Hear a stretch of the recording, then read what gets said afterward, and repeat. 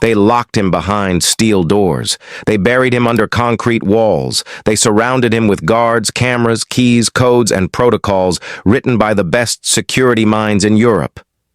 And yet, he walked out. Not once, not twice, but 4 times.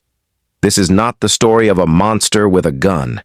It is the story of a man with patience, intelligence, and a terrifying understanding of how systems fail. This is the story of the man Europe couldn't jail. Long before his name was whispered in security briefings, before wardens avoided eye contact when speaking about him, and before governments quietly changed prison designs because of him, he was just another inmate number, processed, catalogued, and dismissed as contained. That assumption would cost Europe years of humiliation. His name was Lukas Reinhardt. Born in the late 1980s in a modest industrial town in Central Europe, Lukas did not grow up in violence. There were no broken homes, no abuse narratives, no tragic backstory that could neatly explain what he would become. He was intelligent, observant, and deeply curious.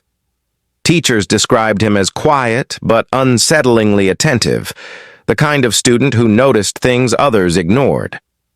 While other children memorized rules, Lukas studied how rules were enforced. While others feared authority, he studied its habits.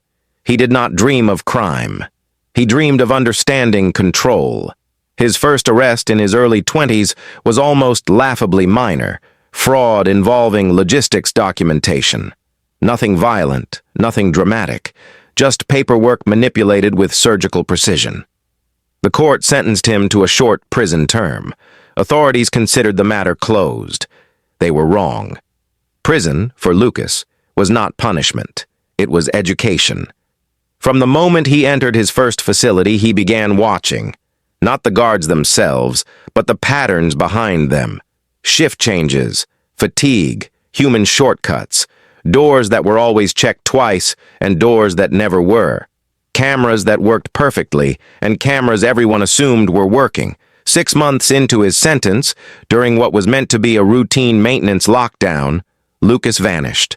No alarms, no broken locks, no violence. When guards realized he was gone, the doors were still sealed. The logs showed no breach. For 12 hours, prison authorities believed he was still inside the building, until a delivery driver 50 kilometers away reported a man calmly asking for directions at a service station. Europe laughed it off, a fluke, an embarrassment, but a minor one. When Lukas was recaptured months later in a neighboring country, the tone changed. He was transferred to a higher security facility, more guards, more cameras, more confidence. The second prison escape was supposed to be impossible. This facility housed violent offenders. Escape drills were rehearsed monthly. Reinforced steel, electronic locks tied to central command. Lukas was placed under constant monitoring. What authorities didn't realize was that Lukas never tested doors. He tested people. Over months, he learned names, preferences, complaints, who hated night shifts, who trusted the system too much, who believed nothing ever happens here. On a winter morning during a shift overlap that lasted exactly 11 minutes, Lukas walked out wearing a maintenance jacket and carrying a clipboard. He nodded at guards who nodded back. When alarms finally rang, he was already on a train crossing borders. That was the moment Europe stopped laughing. Security ministers demanded answers. Prison officials were dismissed quietly. New protocols were written. Lukas Reinhardt was declared a systemic threat. His third capture came after an international manhunt. This time, Europe decided fear would succeed where confidence had failed. He was placed in a maximum security prison designed specifically to prevent escape. Isolated wings, reinforced cells, psychological profiling. Lukas spent 2 years inside that facility. 2 years studying routines. 2 years learning patience. 2 years understanding something terrifyingly simple. Security systems are not defeated by force. They are defeated by time. The third escape happened without disguise. No uniforms, no deception, just absence. One morning, Lukas did not answer roll call. His cell was locked from the outside, the bed untouched, walls intact, the ventilation too narrow for any human body. For 3 days, authorities searched the prison itself, convinced he was still inside. He wasn't. Later investigations revealed that construction blueprints, updated years earlier but never reviewed, contained an access corridor decommissioned on paper but never sealed physically. Lukas had discovered it through subtle temperature differences in the wall. Europe was no longer embarrassed. Europe was afraid. When he was finally caught the 4th time, governments collaborated directly. This was no longer about one criminal. It was about credibility. Lukas was placed in a prison that did not officially exist in public records. Multiple nations contributed security resources. Psychological experts concluded he was not impulsive, not reckless, and not violent, but deeply methodical. The 4th escape should never have happened. And yet it did. No dramatic breakout, no alarms, no chase. Just one morning where he was no longer there. This time, Europe didn't announce it immediately. Officials delayed public confirmation for weeks, desperately searching for him before panic spread. But the truth leaked, as it always does. A single sentence in a leaked memo summarized the situation perfectly. Containment failure repeated. That was the moment Lukas Reinhardt became a legend. But legends are dangerous things, because while the world focused on his brilliance, few asked what 4 escapes had cost him. Years of isolation, years of constant vigilance, years of living as a fugitive not from justice, but from peace.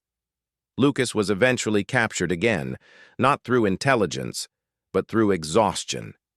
He had nowhere left to hide that wasn't another cage. This time, he did not escape. And perhaps, this time, he did not want to.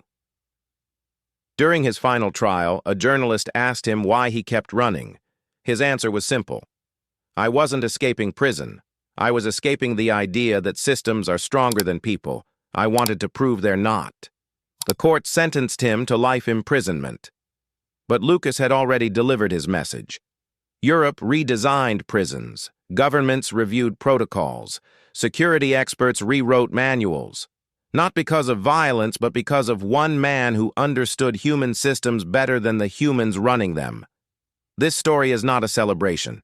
It is a warning. Because intelligence without integrity becomes a weapon, and brilliance without purpose becomes a prison of its own. Lukas Reinhardt outsmarted Europe 4 times. But in the end, he could not outsmart consequence.